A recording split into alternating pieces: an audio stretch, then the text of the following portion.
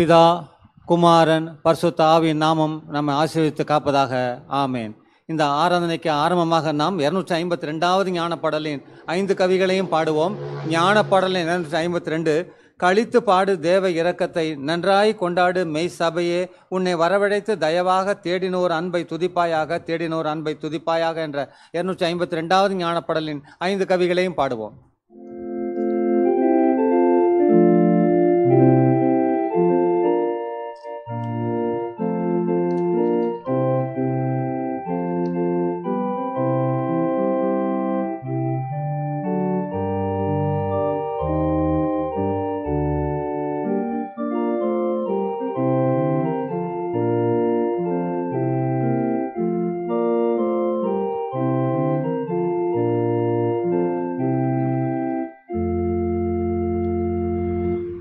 கழித்து பாடு தேவ இரக்கத்தை, நன்றாய் கொண்டாடு மெய் சபையே, உன்னை வரவழைத்து தயவாக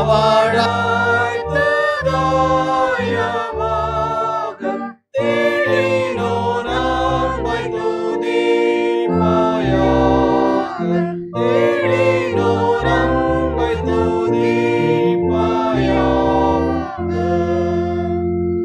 கர்த்தர் பலத்த கையினால் ஆளுவார், புகழப்பட அவரே தக்கவர், விண்சேனை வாழ்த்தி பாடிவாக, அவரை சூழ்ந்து துதிப்பதாக, அவரை சூழ்ந்து துதிப்பதாக. நிர்பந்தமான அஞ்ஞான கூட்டமே, வெளிச்சம் காண விழிக்க வேண்டுமே, உன்மீட்பராலே எந்த தீங்கும் பாவத்தின் தோஷமும் எல்லாம் நீங்கும், பாவத்தின் தோஷமும் எல்லாம் நீங்கும். உணவிக்கின்றார் தகப்பன் வண்ணமாய், காப்பாற்றுகின்றார் தினமும் தீரளாய், அவர் கையே விடத்திலேயும் பூரணமான இரக்கம் செய்யும், பூரணமான இரக்கம் செய்யும். மெய்கூட்டத்தாரே கர்த்தரை பாடுங்கள், உலகத்தாரே துதிக்க வாருங்கள், இனி பயமே இராது கிறிஸ்துவின் சபையை போற்றி பாடு, கிறிஸ்துவின் சபையை போற்றி பாடு. எல்லாம் வல்ல கர்த்தராகிய பரமபிதாவே, உம்முடைய அருளாலும் இரக்கத்தாலும் நாங்கள் இந்த ஆண்டின் இறுதி வரையிலும் உயிரோடு இருந்து எங்கள் ஆத்மத்துக்கும் வாழ்க்கைக்கும் தேவையான பற்பல நன்மைகளை உம்மிடமிருந்து பெற்று அனுபவிக்க செய்து வந்ததற்காக உமக்கு முழு இருதயத்தினாலும் துதி செலுத்துகிறோம். வரப்போகிற ஆண்டில் தேவரீர் எங்களை ஆசீர்வதித்து எங்களுக்கு யாதொரு தீங்கும் நேரிடாதபடி காத்தருளும். எங்கள் வாழ்நாள் முழுவதும் எங்களை உமது பாதுகாப்பில் வைத்து எங்கள் ஆண்டவரும் மீட்பருமாகிய இயேசு கிறிஸ்துவின் நிமித்தம் உமது திருமுகத்தை எங்கள் மேல் பிரகாசிக்க செய்து எங்கள் மேல் கிருபை உள்ளவராயிரும். உம்முடைய திருமுகத்தை எங்களுக்கு பிரசன்னமாக்கி எங்களுக்கு இம்மையிலும் மறுமையிலும் சமாதானம் தந்தருளும் சுவாமி. ஆமேன்.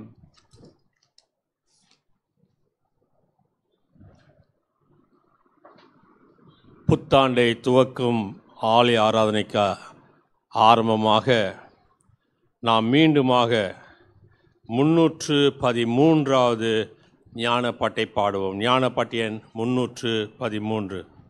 கர்த்தாவே யுக யுகமாய் என் துணை ஆயினீர், நீர் இன்னும் வருங்காலமாய் என் நம்பிக்கை ஆவீர்.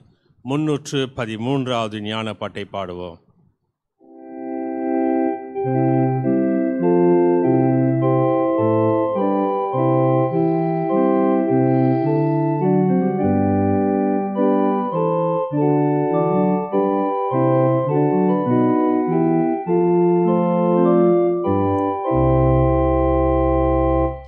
கர்த்தாவே யுக யுகமாய் என் துணையாயினீர்.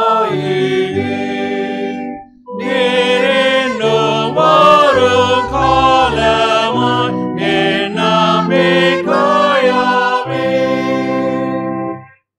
உம்மாசனத்தின் நிழலே பக்தரடை காலம். உம்மான்மையுள்ள புயமே நிச்சய கேடகம். பூலோகம் உருவாகிய மலைகள் தோன்றமா. சுயமுமாயென்றும் நீரே பரம்பராவரம்.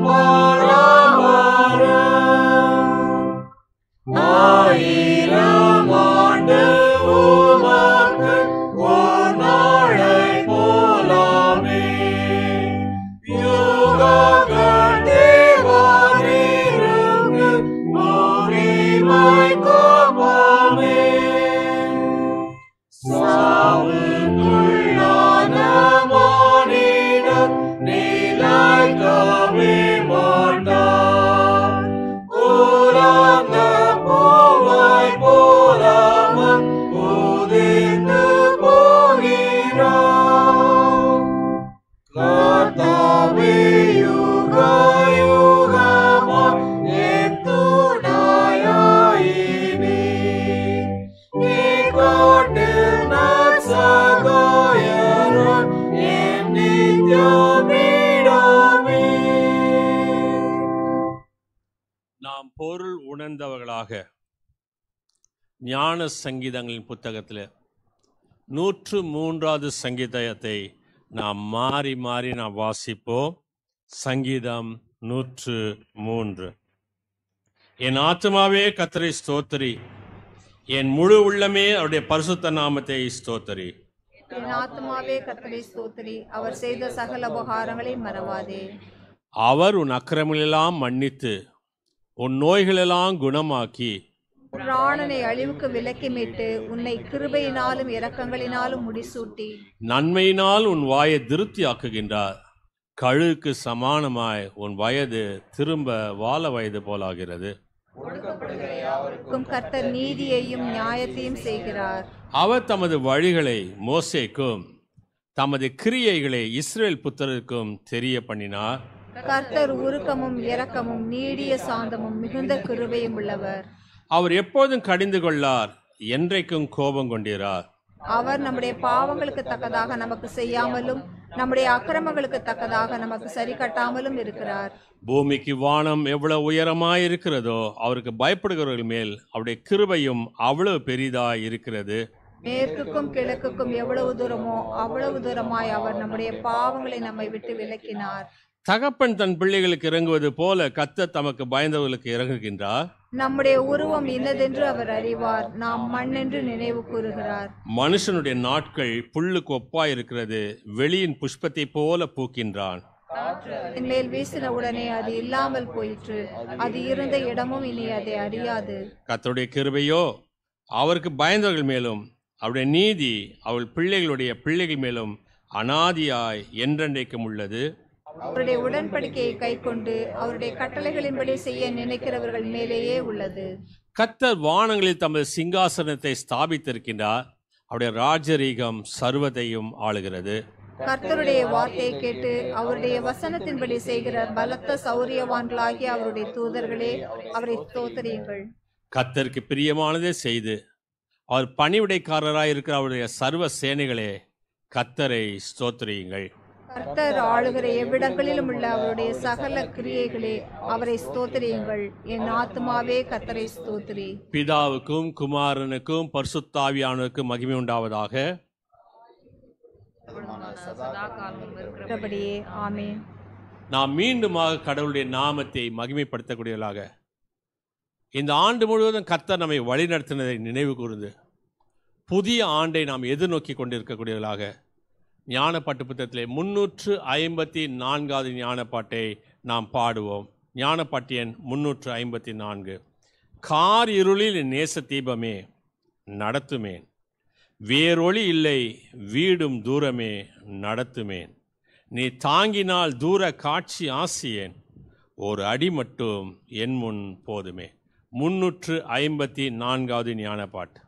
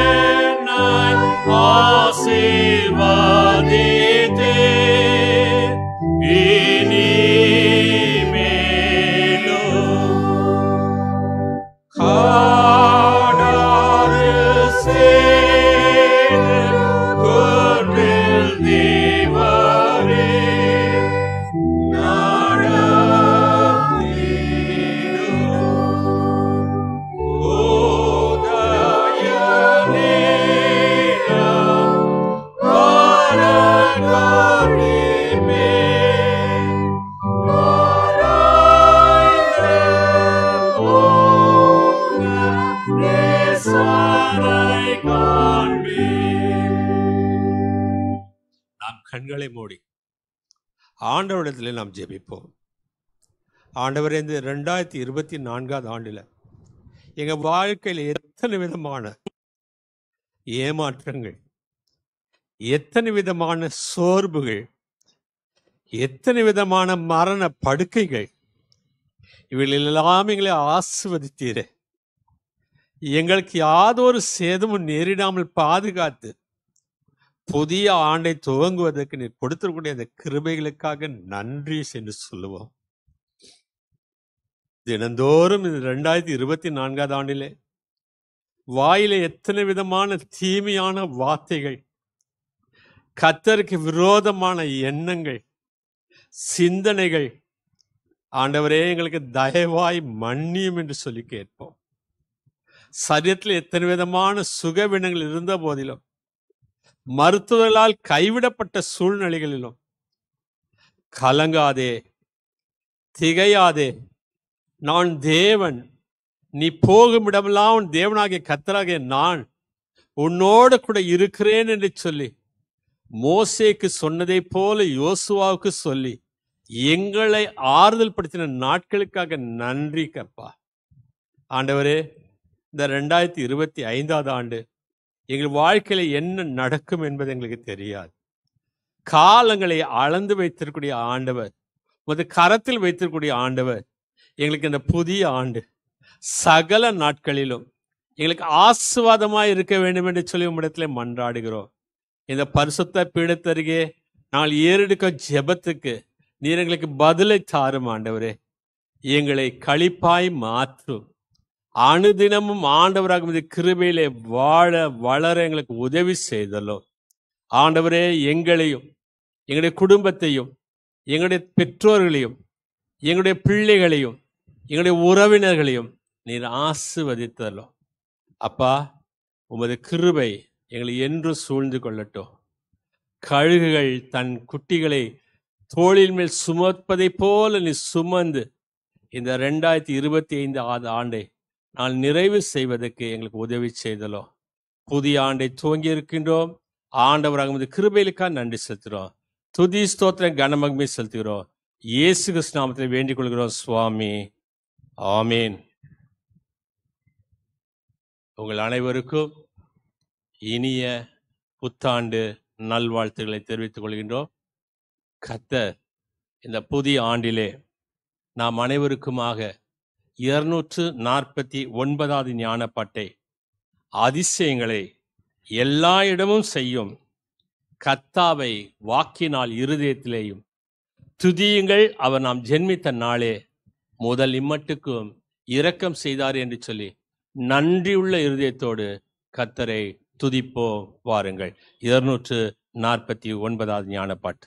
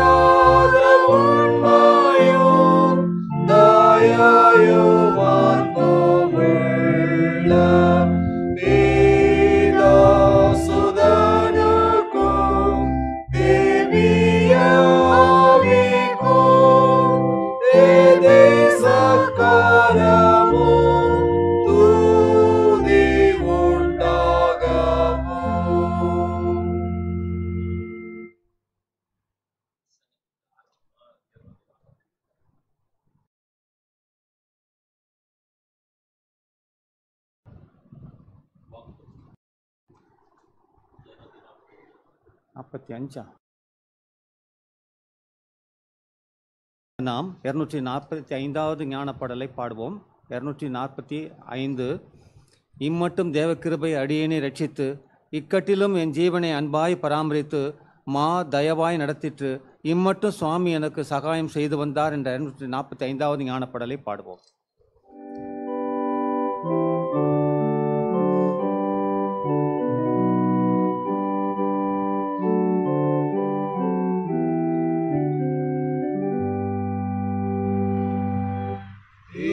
Immortum Deva Kirova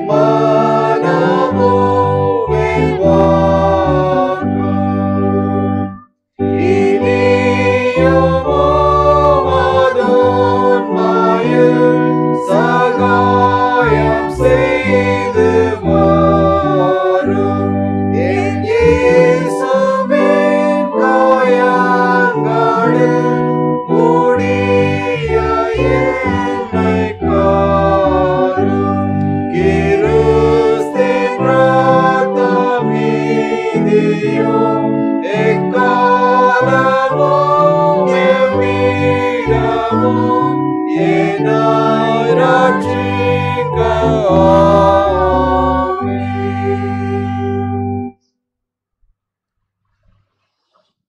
நம்முடைய பிதாவாகிய கடவுளிடத்திலிருந்தும் ஆண்டவராகிய இயேசு கிறிஸ்துவிடத்திலிருந்தும் உங்களுக்கு கிருபையும் சமாதானமும் உண்டாவதாக. ஆமேன். கிறிஸ்துவுக்குள் அன்பான விசுவாசிகளே, கேட்டுக்கொண்டிருக்கக்கூடிய நண்பர்களே, 2025 ஆண்டினுடைய முதல் அருளுரை இந்த நாளிலே கர்த்தர் நமக்கு ஒரு வாக்குத்தத்தத்தை தருவதற்கு ஆயத்தமாக இருக்கின்றார். ஜெபசிந்தையோடு ஆண்டவரே, இந்த 2025 ஆண்டு எங்களுக்கு ஒரு வாக்குத்தத்தத்தை தாரும் என்று சொல்லி கேட்கும்போது கர்த்தர் கொடுத்த வாக்குத்தத்தம் ஏசாயா தீர்க்கதரிசன புத்தகம் 51 அதிகாரம் 8 வசனம். ஏசாயா 51:8. பொட்டுப்பூச்சி அவர்களின் வஸ்திரத்தை அழித்து புழு அவர்களை ஆட்டுமயிரை போல தின்னும். என்னுடைய நீதியோ என்றென்றைக்கும் நிலைக்கும். என் ரட்சிப்பு தலைமுறை தலைமுறை தோறும் இருக்கும். கர்த்தருடைய நீதியோ என்றென்றைக்கும் நிலைக்கும். கர்த்தருடைய ரட்சிப்பு தலைமுறை தோறும் தோன்றும். ஆண்டவரை நோக்கி நாம் ஜெபம் செய்வோம். மகா கிருபையுள்ள நல்ல ஆண்டவரே, ஆசீர்வதிக்கக்கூடியவரே, இந்த 2025 ஆண்டினுடைய அதிகாலை வேளையில் இந்த வாக்குத்தத்தத்தை நாங்கள் எங்களுக்கென்று சுதந்திரமாக்கிக் கொள்கின்றோம். இதன் மூலமாக வரக்கூடிய சகலவிதமான நன்மையான ஈவுகளும் எங்களுக்கும் எங்களுடைய குடும்பத்தாருக்கும் ஆசீர்வாதமாய் மாறட்டும். ஆண்டவராக உமது கிருபை எங்களை சூழ்ந்து கொள்ளட்டும். துதி ஸ்தோத்திரம் கன மகிமை செலுத்துகிறோம். இயேசு கிறிஸ்து நாமத்தை வேண்டிக் கொள்கிறோம் சுவாமி. ஆமேன். கிறிஸ்துவுக்குள் அன்பான விசுவாசிகளே, இந்த அதிகாலை வேளையிலே கர்த்தருடைய வார்த்தைக்காக ஆவலோடு காத்து கொண்டிருக்கக்கூடிய ஆத்துமாக்களே, இந்த 2025 ஆண்டு ஆவிக்குரிய நிறைவான வளர்ச்சி அடைய ஆண்டாகவும், உங்கள் குடும்பத்திலே சந்தோஷமும் சமாதானமும் அன்பும் நிறைந்த ஒரு ஆண்டாகவும், கர்த்தர் உங்களுடைய சரீரத்திலே உள்ள பலவீனங்களிலே குறைவுகளிலே நிறைவுகளை வழங்க தமது ஆசீர்வாதத்தையும் கிருபையையும் வழங்குவார் என வாழ்த்தி புத்தாண்டு நல்வாழ்த்துக்களை தெரிவித்துக் கொள்கின்றேன். இந்த 2025 ஆண்டினுடைய முதல் அருளுரை அநேக ஆண்டுகளுக்கு முன்பாக இந்த ஆன்லைன் சர்வீஸ் ஆரம்பித்த காலகட்டத்தில் வெளிநாட்டில் ஒரு சகோதரர் போய் அவர் நாடு திரும்ப முடியாமல் நாங்கள் வெளிநாட்டில் இருக்கக்கூடிய சூழ்நிலைக்கு தள்ளப்பட்டார். எப்பொழுதும் டிசம்பர் மாதம் 31 புது வருட ஆலய ஆராதனையில் கலந்து கொள்ளக்கூடிய அந்த அருமையான குடும்பத்தார் என்ன செய்வதென்று தெரியாமல் பல்வேறு இடங்களிலே டிவியை ஆராய்ந்து பார்த்து கொண்டிருக்கும் போது நம்முடைய go and shine for Jesus ministry இந்த புத்தாண்டு வாக்குத்தத்தத்தை கொடுத்த போது அவர்கள் மிகவும் மகிழ்ச்சி அடைந்தார்கள் என்று சொல்லி அவர்கள் சொல்லி அவர்கள் மகிழ்ந்தார்கள். ஆகவேதான் இந்த அதிகாலை வேளையிலே உங்களோடு கூட நாங்கள் இடைப்படுவதிலே மகிழ்ச்சி அடைகின்றோம். ஒருவேளை கேட்கலாம், இந்த அதிகாலை வேளையில யார் இதை பார்ப்பாங்க? எங்கேயோ இருந்த வெளிநாட்டில் இருந்த ஒரு குடும்பத்தார் இதை பார்த்தார்கள் என்று சொன்னா நிச்சயமாக கர்த்தர் நல்லவர். இந்த நாளிலே வாசிக்கேட்ட இந்த பகுதியிலே ஏசாயா தீர்க்கதரிசன புத்தகம் 51வது அதிகாரம் 8வது வசனத்தை வாசிக்கும் போது முதல் 8 வசனங்களை 51வது அதிகாரம் முதல் 8 வசனங்களை வாசிக்கும் போது அநேக காரியங்களை குறித்து நாம் தியானம் செய்ய முடியும். 3 முறை செவி கொடுங்கள் என்றும் 3 முறை நோக்கி பாருங்கள் என்றும் 1 முறை கவனியுங்கள் என்று சொல்லப்படுகிறது. திரும்ப சொல்றேன், ஏசாயா 51வது அதிகாரம் முதல் 8 வசனம், நம்ம 8 வசனத்தை வாசிக்கல, 8வது வசனம் மட்டும் தான் வாசித்தோம்.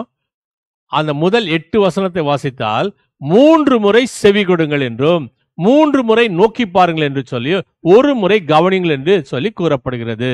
சார், எங்கெங்க சொல்லப்படுகிறது? செவி கொடுங்கள் 51வது அதிகாரம் முதல் வசனம், நீதியை பின்பற்றி கர்த்தரை தேடுகிற நீங்கள் எனக்கு செவி கொடுங்கள். 4வது வசனம், என் ஜனங்களே எனக்கு செவி கொடுங்கள்.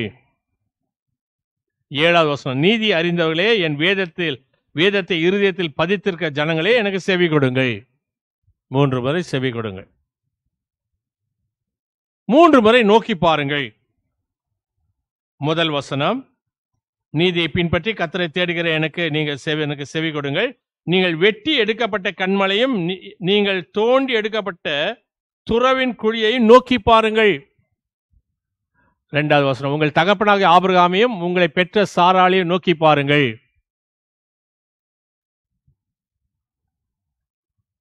6வது வசனம், உங்கள் கண்களை வானத்துக்கு ஏறிடுங்கள், கீழே இருக்கிற பூமியை நோக்கி பாருங்கள். 3 தடவை செவி கொடுங்கள், 3 தடவை நோக்கி பாருங்கள். 1 முறை கவனியுங்கள் என்று சொல்லப்படுகிறது. அது 4வது வசனம், என் ஜனங்களே எனக்கு செவி கொடுங்கள், என் ஜாதியாரே என் வாக்கை கவனியுங்கள். இப்போ எதை கவனிப்பது, எதை செவி கொடுப்பது, எதை நோக்கி பார்ப்பது என்று சொன்னா கர்த்தருடைய நீதியை கவனியுங்கள். ஆகவே இந்த ஆண்டு நாம் சொல்வது நீதியின் ஆண்டு. கர்த்தர் நமக்கு நீதியை செய்யக்கூடிய ஆண்டு. என் வாழ்க்கையில் எத்தனையோ அநீதிகள் நடைபெற்றது, ஆனா இந்த ஆண்டு கர்த்தர் என் வாழ்க்கையில் நீதியை செய்வார் என்று சொல்லி நான் காத்து கொண்டிருக்கேன். ஆகவே இந்த Go and Shine for Jesus Ministry இந்த ஆண்டை நீதியின் ஆண்டாக நாம் அறிவிப்பு செய்கின்றோம். ஆகவே நீதியின் ஆண்டாக இந்த ஆண்டை நாம் அனுசரிக்க இருக்கின்றோம். கர்த்தர் நீதியை செய்கிறார், அதை கவனித்து பாருங்கள், அதை நோக்கி பாருங்கள், அதுக்கு செவி கொடுங்கள். என்ன நீதியை செய்தார்? அப்படி என்ன நீதியை செய்தார் வேதத்துல? 2வது காரியம் சொல்கிறது, தலைமுறை தலைமுறையாக என்ற வார்த்தை அந்த 8வது வசனத்தை சொல்லப்படுகிறது. என்றென்றைக்கும் நிலைக்கும் கர்த்தருடைய ரட்சிப்பு தலைமுறை தலைமுறையாக இருக்கும். திரும்ப திரும்ப சொல்லப்படுகிறது. சொல்லப்பட்ட கருத்தையே திரும்ப திரும்ப சொல்லவில்லை, ஆனால் இதில் சொல்லப்பட்ட கருத்து தலைமுறை தலைமுறையாக. இந்த தலைமுறை தலைமுறையாக என்று சொல்லப்படுகிறது. இந்த தலைமுறை தலைமுறையாக என்று சொல்லக்கூடிய இந்த வார்த்தை முழு வேத புத்தகத்திலும் 43 முறைகள் சொல்லப்படுகிறது. தலைமுறை தலைமுறை. ஒவ்வொரு தலைமுறையிலும் கர்த்தர் நீதியை செய்கின்றார். செய்வாரா? அதை தான் இந்த நாளிலே நாம் தெரிந்து கொள்ள இருக்கின்றோம். முதலாவது காரியம், கர்த்தர் என்னைக்கோ ஒரு நீதி செய்தார் என்றல்ல, கர்த்தருடைய நீதி செய்யும் என்றல்ல. இங்க வசனம் சொல்லுகிறது கர்த்தருடைய நீதியோ என்று சொல்லிதான் அந்த 51வது அதிகாரம் 8ஆம் வசனம், கர்த்தருடைய நீதியோ. ஏன் இவ்வாறு சொல்லப்படுகிறது? என்றோ ஒரு காலத்தில் நீதி செய்தார், இப்ப செய்யவில்லை என்று சொல்லியோ, இல்லை கர்த்தர் செய்வார் என்றாலோ, எப்போதும் நீதி செய்யக்கூடிய வல்லவராகிய ஆண்டவர் இந்த பகுதியிலே நமக்கு உணர்த்தப்படுகின்றது. தலைமுறை தலைமுறையாக நீதி செய்யக்கூடிய ஆண்டவர் நமக்கு உண்டு. தலைமுறை தலைமுறையாக.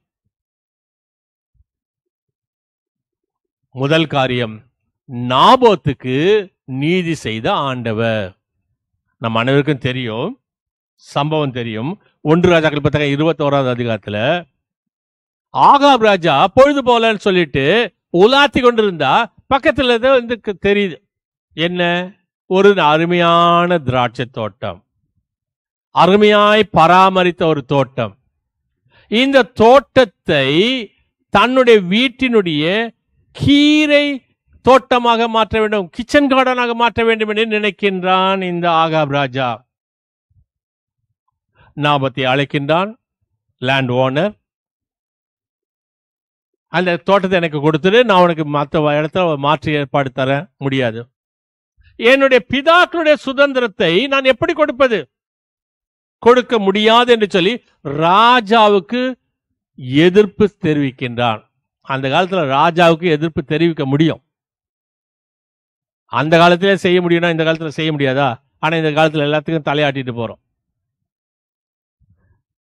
ஒரு சாதாரண ஒரு குடியானவன், ஒரு சின்ன திராட்சை தோட்டத்தை வைத்துக் கொண்டிருக்கவன், என்னுடைய வார்த்தைக்கு அவன் செவி சாய்க்கவில்லை என்று சொல்லி ராஜா கோபம் வந்து, வழக்கம் போல நம்ம வீட்டுல சின்ன பிள்ளைங்க எதுவும் கொடுக்கலன்னா டக்குன்னு படுத்துருவோம் தரையில. அப்படி போய் அவன் கட்டில்ல படுத்து விடுகின்றான். ஆகாபினுடைய மனைவி வருகின்றாள். என்ன இப்படி படுத்தாச்சு, என்ன விஷயம்? ஏசபேலுக்கு அவன் எல்லாத்தையும் விளக்கமாய் சொல்கின்றான். ஏசபேல் சொல்லுகின்றாள், அந்த தோட்டம் உனக்கு சொந்தமாகி விட்டது, நீ எழுந்து நீ ஆகாரத்தை உட்கொள் என்று சொல்லி நாபோத்துக்கு சொந்தமான திராட்சை தோட்டத்தை அவன் மீது பிராது பண்ணி தவறான குற்றச்சாட்டுகளை சொல்லி அவனை கல்லெறிந்து கொள்ளும்படி கட்டளையிடுகின்றாள். அவன் செத்து போனான் செய்தி வந்த உடனே ஆபகு நீ எந்த தோட்டத்தை கூட நீ எக்ஸ்சேஞ்ச் கூட பண்ணி தர வேண்டாம், அந்த தோட்டம் உனக்கு சும்மாவே வந்து விட்டது. ஆனால் ஆகாபின் காலத்துக்கு பிறகும் கர்த்தர் நீதி செய்யக்கூடிய ஆண்டவர் என்பதை வேதம் தெளிவாய் சொல்கிறது. அருமையான தேவஜானமே, ஒருவேளை என்னுடைய காலத்தில் எனக்கு நீதி கிடைக்கலன்னா கவலைப்படாத, உன் காலத்துக்கு பிறகும் கர்த்தர் நீதியை செய்ய முடியும். ரெண்டாவது ஒரு சம்பவம் சொல்லுகிறது, 2 சாமுவேல் புத்தகம் 11ஆவது அதிகாரத்துல. இதுவும் அதே மாதிரிதான், பக்கத்து வீட்டு எட்டி பார்க்கிறது. தாவீது ராஜா போருக்கு செல்லாமல் நன்றாக உறங்கிவிட்டு மேல வந்து சுற்றி பார்க்கும்போது உரியாவின் மனைவின் மீது கண்ணை வைக்கின்றான், தவறு செய்து விடுகின்றான். இப்போது போரில் இருக்கக்கூடிய உரியாவை வரவழைத்து அவனை வீட்டுக்கு கட்டாயப்படுத்தி அனுப்புகின்றான். ஆனா அவன் போக மாட்டேன்னு சொல்லிட்டான். வேற வழி இல்லை தாவீதுக்கு. அவன் கையாலேயே கடிதத்தை கொடுத்து இவனை போரிலே முன்னிலை நிறுத்தி அவனை கொன்று விடும்படி கட்டளை கொடுக்கின்றான். அவன் மரித்து போகின்றான். இப்பொழுது உரியாவின் காலத்துக்கு பிறகும் கர்த்தர் உரியாவுக்கு நீதியை செய்கின்றார். உரியாவின் காலத்துக்கு பிறகும் கர்த்தர் நீதி செய்கின்றார். நாபோத்தின் காலத்துக்கு பிறகும் நீதி செய்த ஆண்டவர், உரியாவின் காலத்துக்கு பிறகும் நீதி செய்யக்கூடிய ஆண்டவர். கர்த்தர் எப்போதும் தன் ஜனத்துக்கு நீதியை தான் செய்வார்.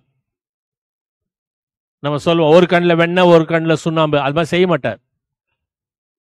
தான் ஜாதிகாரனா ஒன்று, தனக்கு வேண்டப்பட்டவனா ஒன்று, தனக்கு பிரியமானவனா ஒன்று, தனக்கு எல்லாம் எடுபடி செய்யறவனா ஒன்று, தனக்கு வேண்டாதவனுக்கு வேறு ஒரு சட்டம் என்று அல்ல. எல்லாருக்கும் கர்த்தர் தனது ஜனத்துக்கு நீதி செய்யக்கூடிய ஆண்டவர். கர்த்தருடைய ஜனத்தை சபிக்க வேண்டும் என்று சொல்லி ராஜா கூலி பேசி பீலேயாமை அழைக்கின்றான். பணத்துக்கு மயங்காத ஊழியக்காரர்கள் யார் உண்டு? இந்த பீலேயாமும் போகின்றான். ஆனால் கர்த்தர் சொல்லுகின்றார், நான் சொல்றதை தவிர நீ வேற எதுவும் சொல்லக்கூடாது.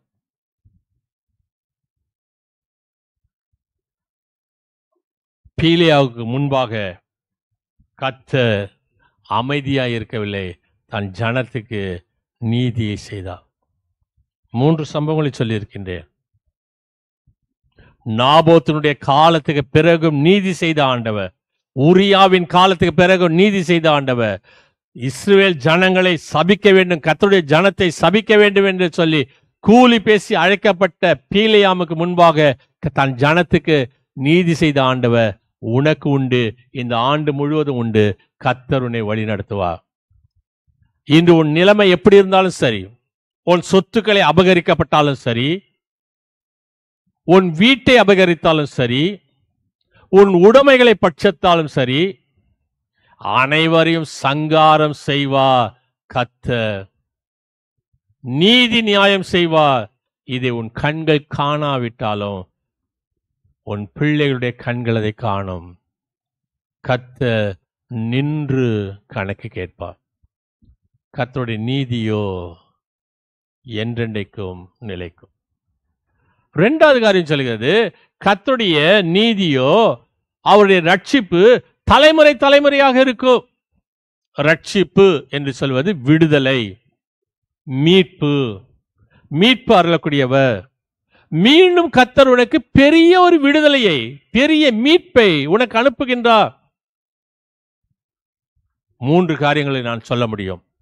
முதலாவது காரியம், மோசே மூலமாக இஸ்ரேல் மக்களுக்கு விடுதலை, மீட்பை, ரட்சிப்பை கொடுத்த ஒரு ஆண்டவர். மக்களுக்கு எகிப்தினுடைய அடிமைத்தனத்திலிருந்து 400 வருஷம் சொல்லி வேதத்தில் சொல்லப்பட்டது. ஆனால் அவங்க 430 வருஷம் இருந்து விட்டார்கள்.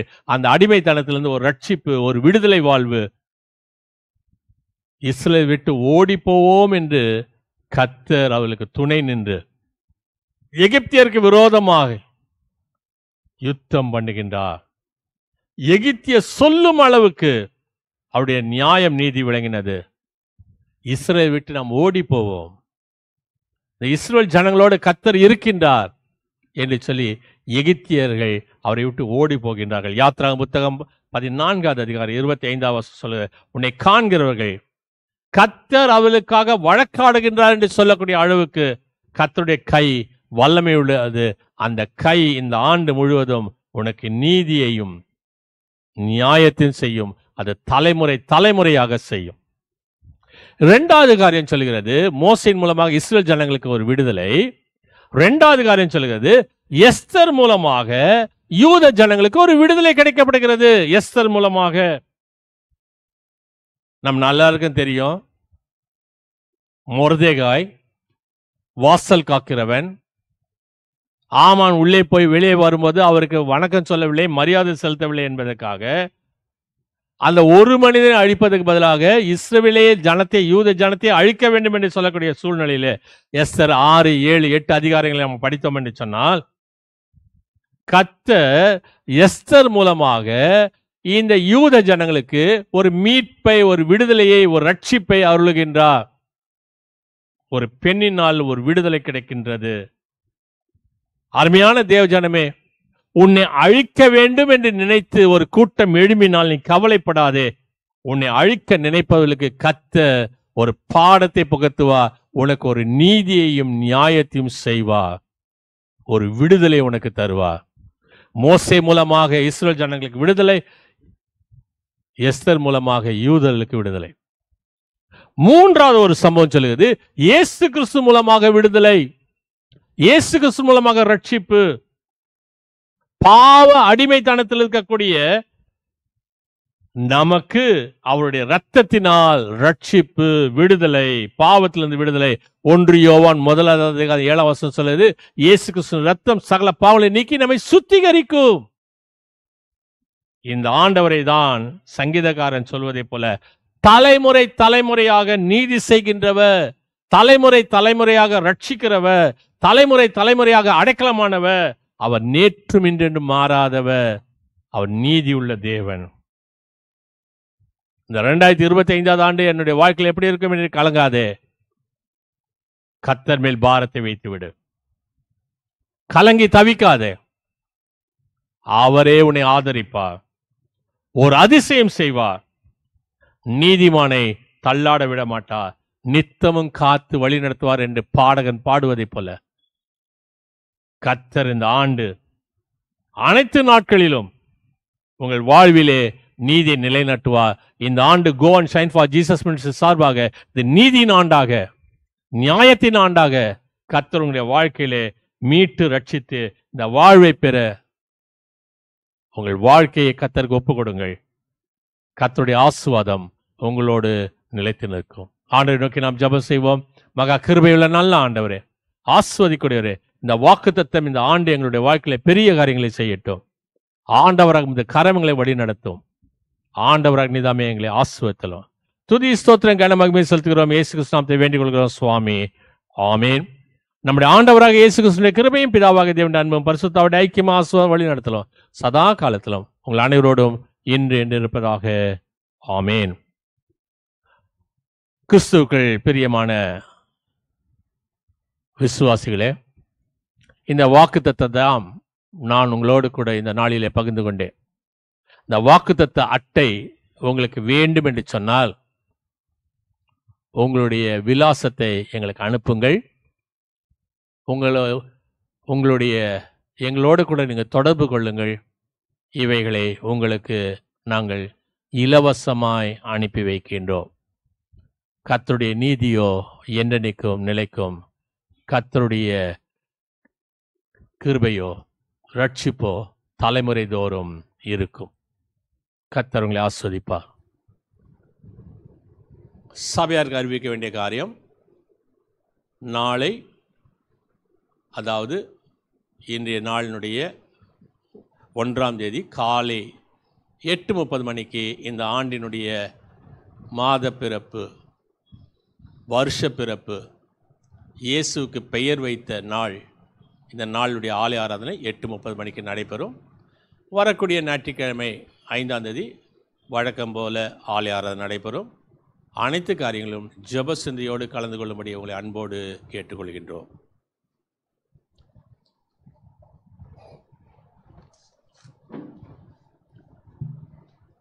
நாம் தொடர்ந்து ஆண்டோடைய நாம் மைமொழிமுடி 250வது ஞானப்பாடலை பாடுவோம். ஞானப்பாடலின் 250. எண்ணில் 100 வாயும் இருந்தால் கர்த்தர் எனக்கு அன்பாக செய்த நன்மை யாவும் அவைகளால் நான் போதித்து துதிகளோடு சொல்லுவேன், ஓயா துணியாய் பாடுவேன் என்ற 250வது ஞானப்பாடலின் முதல் 2 கவிகளை பாடுவோம். அப்பொழுது காணிக்கை எடுக்கப்படும். காணிக்கைக்காக ஜெபமும் செய்யப்படும்.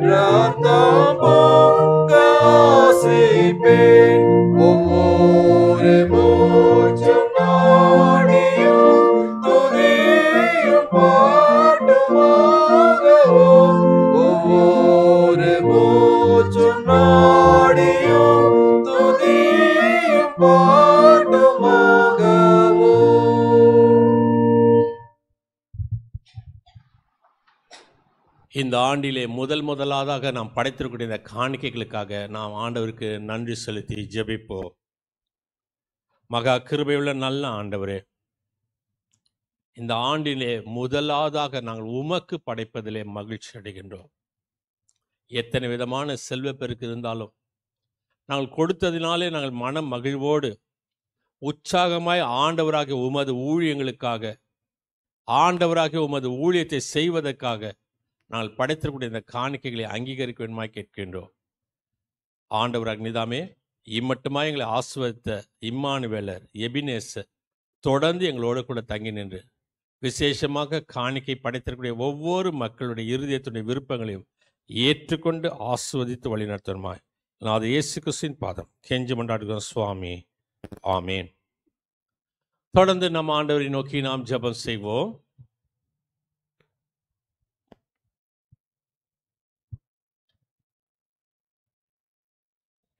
அன்பும் இரக்கம் நிறைந்த பராபரனே, தேவரீர் இயேசு கிறிஸ்துவின் மூலமாக வாக்களித்த ஆசீர்வாதமும் சமாதானமும் இந்த புதிய ஆண்டிலே எங்களுக்கும் எங்களுடைய திருச்சபைக்கும் விசேஷமாக எங்களுடைய குடும்பங்களுக்கும் வயதான மக்களுக்கும் பிள்ளைகளுக்கும் குடும்பஸ்தர்களுக்கும் நீ கிடைத்து வரும்படி செய்ததற்காக நன்றி செலுத்துகிறோம்.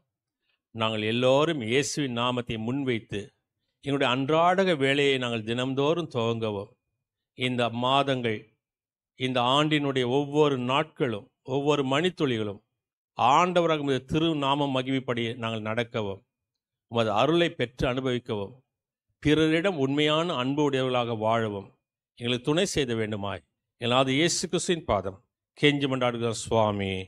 ஆமேன். பாரமண்டலக்கு எங்கள் பிதாவே, உடைய நாமம் பசுத்தப்படுவதாக, உடைய ராஜ்யம் வருவதாக, உடைய சித்தம் பரமண்டங்களிலே செய்யப்படுவது போல பூமியிலே செய்யப்படுவதாக. அன்றல் அப்பத்தை இன்று தாரும், என் கடனாளிக்கு நாம் மன்னிக்கிறது போல பாட்டிலே மன்னியும், எங்கள் சோதனைக்கு பிரவேசிக்கப்படாதரும் தீர்ந்து ரட்சித்துக் கொள்ளும். ராஜ்ய வல்ல மகிமையும் என்று நினைக்க முடியல சுவாமி. ஆமேன்.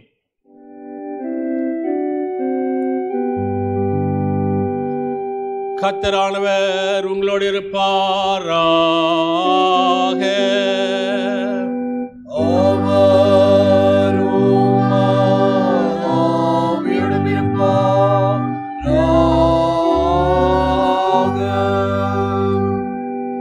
கர்த்தரானவர் உன்னை ஆசீர்வதித்து உன்னை காப்பாராக. கர்த்தரானவர் தமது திருமுகத்தை உன்மேல் பிரகாசிக்க செய்து உன்னிடம் கிருபை உள்ளவராயிருப்பாராக. கர்த்தரானவர் தமது திருமுகத்தை உனக்கு பிரசன்னமாக்கி உனக்கு சமாதானம் தந்தழுவாராக.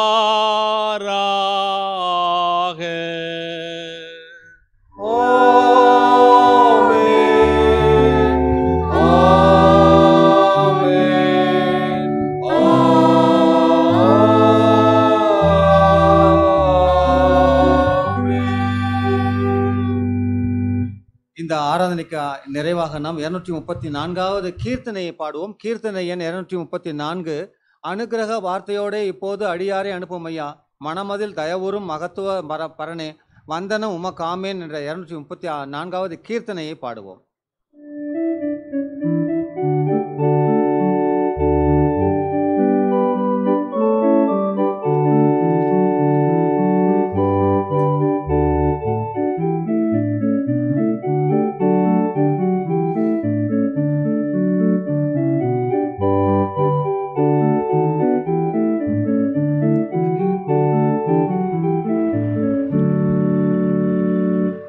അനുഗ്രഹ വാർത്തയോടെ ഇപ്പോ അടിയാരെ അനുപ്പുമയ്യാ, മനമതിൽ ദയവുറും മഹത്വ പരനേ, വന്ദനമുമക്കാമേ.